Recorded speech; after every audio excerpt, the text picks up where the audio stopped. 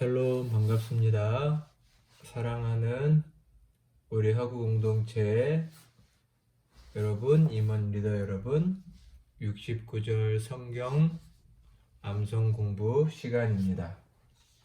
오늘은 이 파트 그리스도를 닮아감이라는 주제의 두 번째 겸손, 그리고 그 겸손의 첫 번째 구절인 빌립보서 2장 3절과 4절의 말씀을 같이 한번 공부해 보도록 하겠습니다.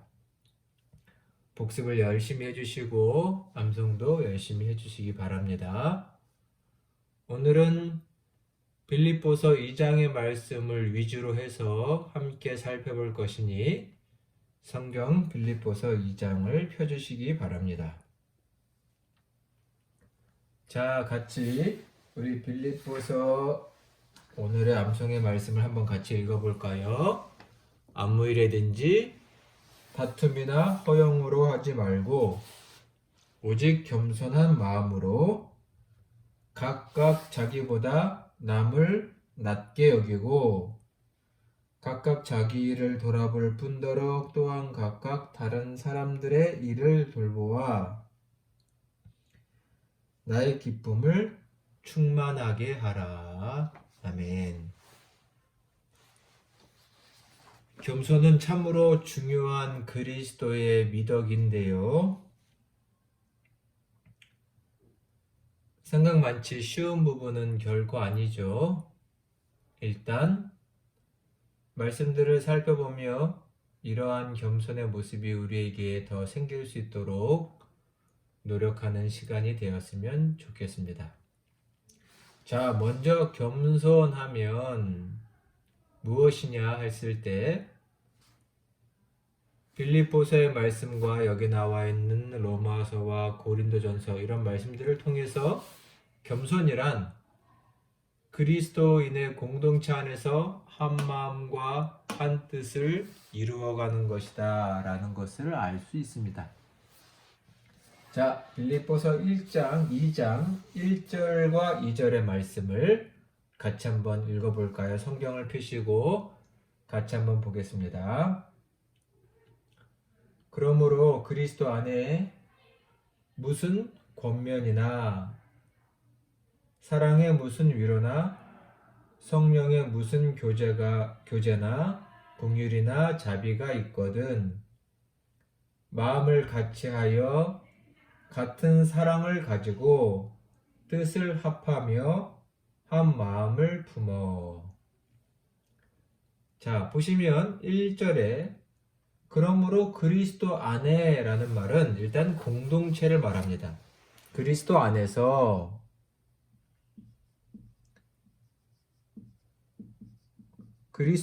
공동체 안에서 뭐가 있나요? 서로를 향한 권면과 위로, 공동체 안에 권면도 있고 서로를 위한 위로도 있죠. 어려운 일을 당했을 때 또 교제가 있습니다. 교제 속에는 서로를 긍휼히 여기고 자비롭게 하는 것이 있죠. 이런 모든 것이 다 교제인데 여기에는 긍휼과 자비도 있습니다. 2절에 보면 뭘 강조하냐면 같은 마음, 같은 사랑, 뜻을 합하라, 한 마음을 가지라 라고 되어 있죠. 즉 이 속에서 한 마음, 하나의 마음, 같은 마음과 한 뜻을 가지라고 권면하고 있습니다. 한 마음과 한 뜻이 되어라. 정말 공동체에서는 이만한 미덕이 없는 것 같습니다. 단순히 겸손이란 내 뜻을 굽힌다는 정도가 아니라 서로가 한 마음과 한 뜻이 되는 것을 말하고 이 뒤에서 조금 더 설명을 해보겠습니다. 같은 마음을 가지려고 애쓰는 노력을 말합니다.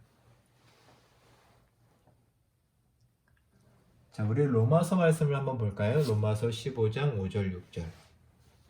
요 밑에 제가 써놨는데 로마서 15장 5절 6절을 같이 한번 읽어보겠습니다. 이제 인내와 안위의 위로의 하나님이 너희로 그리스도 예수를 본받아 서로 뜻이 같게 하여 주사 한 마음과 한 입으로 하나님 곧 우리 주 예수 그리스도의 아버지께 영광을 돌리게 하려 하노라. 아멘. 여기서 중요한 것 세 가지가 나옵니다. 일단 5절에 보니 너희로 그리스도 예수를 본받아 라고 되어 있습니다. 그리스도 예수를 본받아. 일단 한 마음과 한 뜻이 되기 위해서는 예수, 우리의 주 되신 예수를 본받는 것이 필요하죠. 본받는 것. 이럴 때 우리는 뭐가 가능하냐면 한 마음과 한 입이 가능합니다. 한 마음.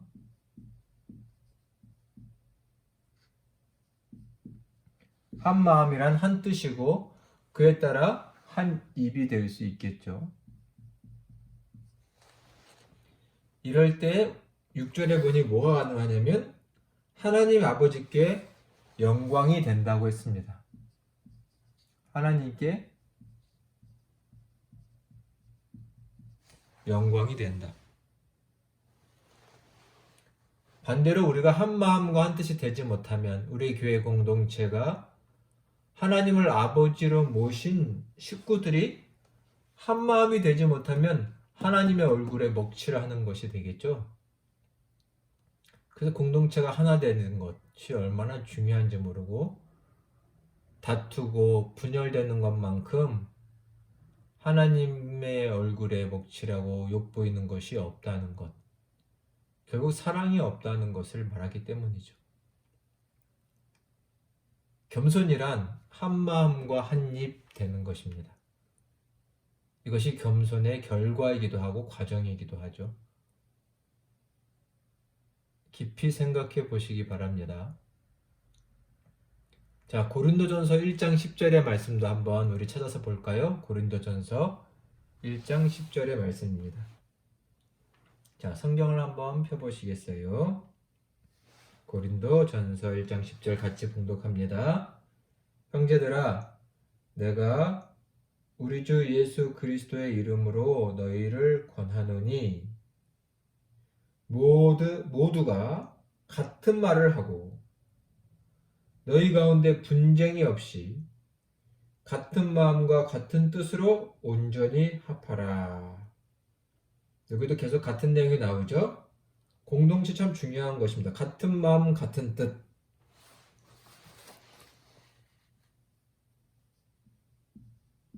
같은 마음, 같은 뜻. 여기 보니까 말이란 말이 나오네요. 아까 여기서 입이란 말이 나왔죠? 같은 마음과 같은 뜻. 즉, 분쟁이 없어야 한다.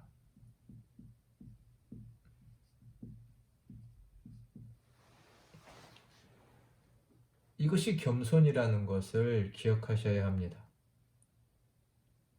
교만한 자는 늘 분쟁을 일으키고 다른 사람보다 자기를 높이기 때문에 같은 마음과 같은 뜻이 되지 않게 되죠.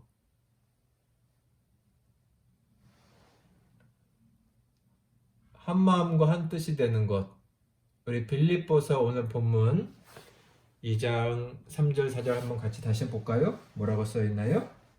각각 아무 일에든지 다툼이나 허용으로 하지 말고 오직 겸손한 마음으로 각각 자기보다 남을 낮게 여기고 각각 자기 일을 돌볼 뿐더러 또한 각각 다른 사람들의 일을 돌보아서 나의 기쁨을 충만케 하라. 여기 보면 3절에 보면 뭐라고 되어 있냐면 아무 일에든지 다툼이나 허용으로 하지 말라. 즉 다툼,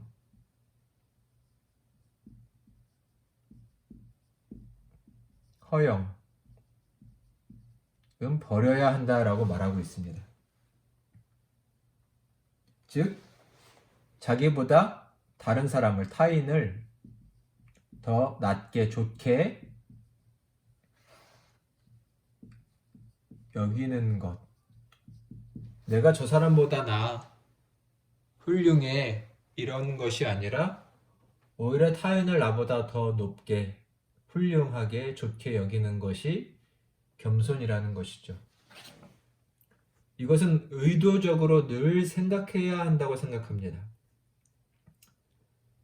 내 마음과 생각은 늘 자신을 스스로 높일 때가 많지만 그런 생각을 바꿔서 저 사람이 나보다 더 훌륭하다, 더 낫다 이런 생각을 늘 하려고 애를 써야 합니다. 그래야 공동체는 안전하게 됩니다. 저 사람에게 배울 게 많다. 이런 생각을 늘 하려고 해야 합니다.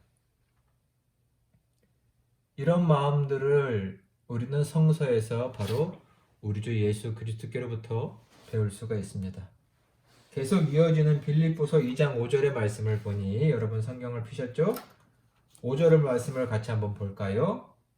이렇게 겸손에 대해서 말하면서 5절에 이렇게 바울은 말합니다.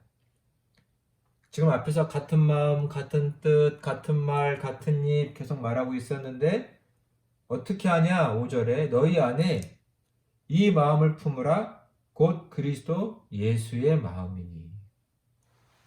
즉 이 겸손은 그리스도 예수의 마음을 우리 모두가 그리스도인 공동체 모두가 품을 때 가지게 될 때 이루어질 것이라고 말하고 있습니다. 앞에서는 뭐라 그랬죠? 아까 고린도전서 1장 10절의 말씀이었나요? 로마서 15장 5절이었네요. 로마서 15장 5절에도 그리스도 예수의 마음을 본받아라. 예수를 본받아라 그랬죠? 예수의 마음을 품으라 라고도 하고 있습니다. 앞에서 말한 로마서 15장 5절에는 그리스도 예수를 본받아 이런 말이 있죠. 예수님의 마음을 품는 것. 예수님의 마음은 어떤 것이었을까요? 빌립보서 2장 6절로 8절의 말씀을 같이 한번 읽어볼까요? 6절부터 8절입니다. 그는 근본 하나님의 본체시나 즉 하나님과 같으시다는 거죠. 하나님과 동등됨을 취할 것으로 여기지 아니하시고 오히려 자기를 비워 종의 형체를 가지사. 여기서 종의 형체란 인간의 몸을 입으셨다라고 보면 됩니다. 그래서 사람들과 같이 되셨고 사람의 모양으로 나타나사 자기를 낮추시고 죽기까지 복종하셨으니 곧 십자가에 죽으심이라. 여기 일단 7절과 8절에 이런 말씀이 나옵니다. 예수님께서는 자기를 비워 8절에 뭐라고 나와 있나? 자기를 낮추사. 자기를 낮춰서 인간이 되셨는데 단순히 인간이 되신 것만이 아니라 8절에 보니 죽기까지 복종하셨다.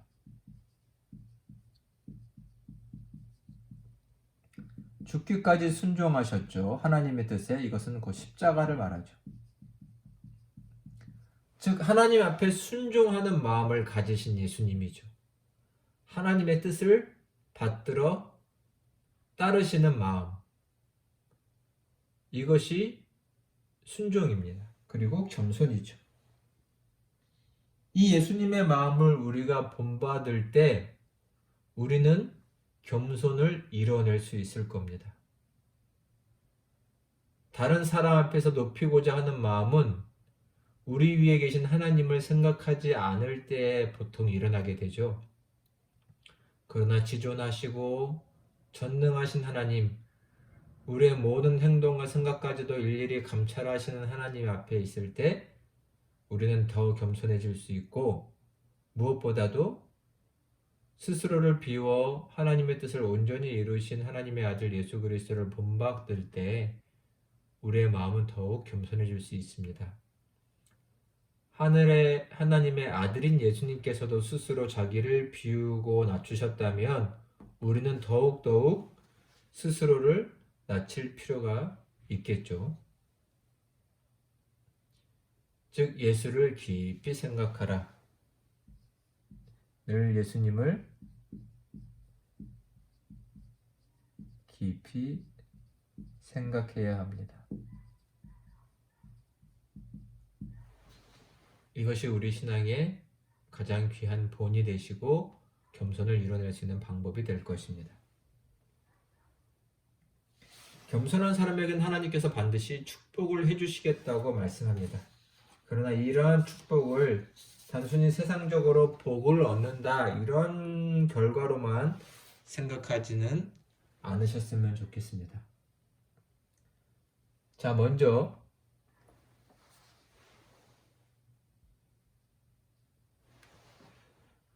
빌립보서 2장 9절과 10절의 말씀을 한번 계속 읽어볼까요? 빌립보서 2장 9절과 10절입니다. 이러므로 하나님이 그를 예수님을 지극히 높여 앞에선 6절부터 8절까지는 스스로를 낮추고 하셔서 십자가에 죽으셨죠. 9절에 보니 그러한 예수님을 하나님께서 지극히 높여 모든 이름 위에 뛰어난 이름을 주셨다. 10절에 하늘에 있는 자들과 땅에 있는 자들과 땅 아래에 있는 자들로 모든 사람의 무릎이 예수의 이름 앞에 꿇게 하셨다라고 되어 있습니다. 겸손의 결과는 뭐냐면 그 겸손을 아시는 하나님께서 그를 높이신다는 것입니다.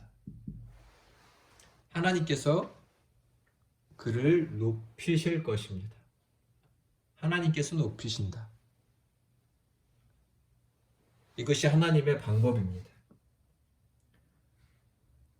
여기서 주의할 것은 무엇이냐면 스스로 높아지기 위해서 하나님 앞에서 거짓 겸손한 척은 버려야 한다는 것이죠. 사람의 눈은 속일 수 있을지 모르지만 우리는 하나님의 눈은 속일 수 없다는 것을 기억해야 합니다. 진심으로 하나님 앞에서 스스로를 낮추고자 하는 자, 하나님께서 그분의 섭리와 계획 가운데 그를 높여서 귀하게 사용하실 것입니다. 이것은 하나님께서 쓰신다라는 것도 됩니다. 높이신다는 것은 하나님께서 쓰신다.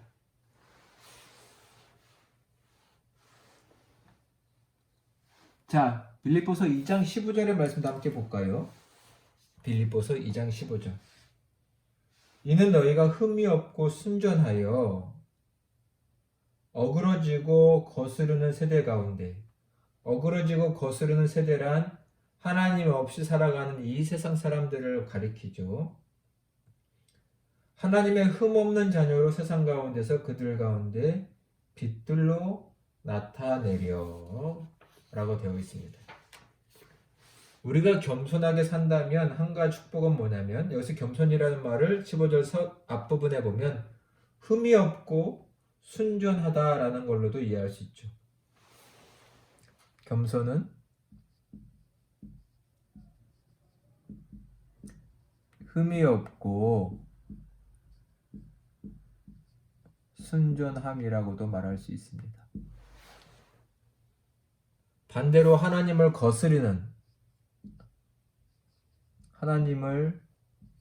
거스르고 교만 가운데 행하는 이 세상에서는 이 그리스도인의 겸손한 모습, 한 마음 한 뜻 한 말을 이루는 하나 되는 모습은 이 세상 가운데서 뭐로 나타난다고요? 이 세상에 빛으로 드러난다는 것입니다. 세상은 하나 될 줄 모릅니다. 늘 자기를 높이려고 하죠. 그런 곳에서 그리스도인의 하나된 모습은 흠없고 순전하여 세상에서 빛으로 다른 표현은 우리가 잘 아는 것처럼 마태복음 5장 5, 6절에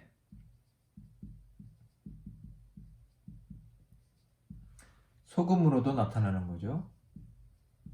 이같이 너희 빛을 사람 앞에 비추게 하여 저희로 너희 착한 행실을 보고 하늘에 계신 너희 아버지께 영광을 돌리게 하라. 이것이 빛과 소금의 역할이죠.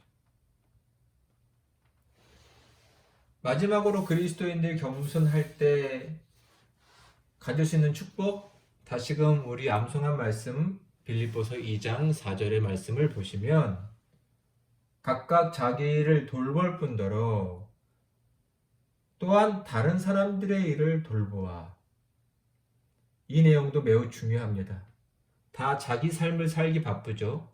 자기를 위해 살죠. 근데 여기 보니 다른 사람들의 일을 돌보라 라고 되어 있습니다. 즉 자기 일이나 다른 사람의 일이나 차별이 없는 자기의 삶이나